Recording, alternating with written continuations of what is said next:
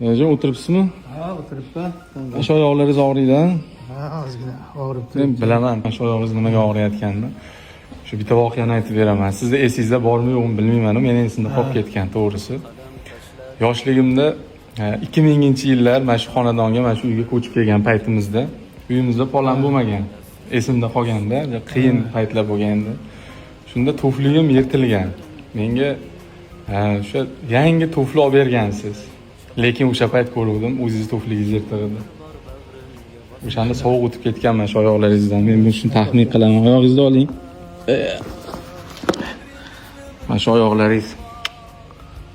Sizlar ham oyog'i bizni boqaman deb shunaqa bo'lgan. Bu oyoqni lecheniya qildiryapmiz.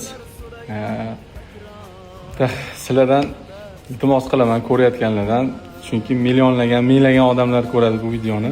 Ko'rayotgan bo'lsanglar, shu duo qilinglar. Duoda ham gap katta. Dadamning oyoqlari tezroq tuzalib ketsin. Dadam sizlarni juda yaxshi ko'rishadi. Rahmat. Umringiz uzoq bo'lsin.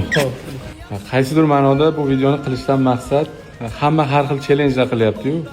Shu bitta challenge qilmoqchimanki, mardlar bo'lsa, otasini oyog'ini o'pib videolar qilinglar. Hurmat bu, ehtirom bu. Borida qadrlaylar. Umringiz uzoq bo'lsin. Sizni yaxshi ko'raman.